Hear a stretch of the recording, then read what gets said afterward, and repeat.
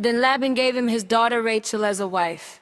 Laban gave his maid Bilhah to his daughter Rachel. So Jacob went into Rachel also.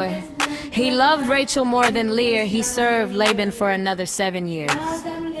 When the Lord saw that Leah was unloved, he opened her womb, but Rachel was barren. Leah conceived and bore a son, and she named him Reuben, for she said, because the Lord has looked on my affliction, surely now my husband will love me. She conceived again and bore a son and said, because the Lord has heard that I am hated, he has given me this son also, and she named him Simeon. Again she conceived and bore a son and said, now this time my husband will be joined to me, because I have borne him 3 sons. Therefore he was named Levi.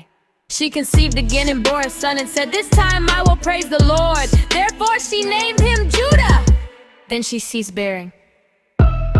When Rachel saw that she bore Jacob no children, she envied her sister, and she said to Jacob, give me children or I shall die. Jacob became very angry with Rachel and said, am I in the place of God, who has withheld from you the fruit of the womb? Then she said, here is my maid Bilhah. Go into her, that she may bear upon my knees, and that I too may have children through her. So she gave him her maid Bilhah as a wife, and Jacob went into her. And Bilhah conceived and bore Jacob a son. Then Rachel said, God has judged me, and has also heard my voice and given me a son. Therefore she named him Dan. Rachel's maid Bilhah conceived again and bore Jacob a second son. Then Rachel said, with mighty wrestle am I to wrestle with my sister, and have prevailed. So she named him Naphtali. When Leah saw that she had ceased bearing children, she took her maid Zilpah and gave her to Jacob as a wife. Then Leah's maid Zilpah bore Jacob a son. And Leah said, good fortune. So she named him Gad. Leah's maid Zilpah bore Jacob a second son. And Leah said, happy am I, for the women will call me happy. So she named him Asher. In the days of wheat harvest, Reuben and their landforts in the field, and brought them to his mother Leah. Then Rachel said to Leah, please give me some of your son's mandrakes. But she said to her, is it a small matter that you have taken away my husband? Would you take away my son's mandrakes also? Rachel said, then me may lie with you tonight for your son's mandrakes. When Jacob came from the field in the evening, Leah went out to meet him and said, you must come into me, for I have hired you with my son's mandrakes. So he lay with her that night. And God heeded Leah, and she conceived and bore Jacob a 5th son. Leah said, God has given me my hire, because I gave my maid to my husband. So she named him Issachar. And Leah conceived again, and she bore Jacob his 6th son. Leah said, God has endowed me with a good dowry. Now my husband will honor me, because I have borne him 6 sons.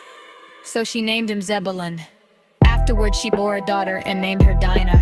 Then God remembered Rachel, and God heeded her and opened her womb. She conceived and bore a son and said, God has taken away my reproach. And she named him Joseph, saying, may the Lord add to me another son.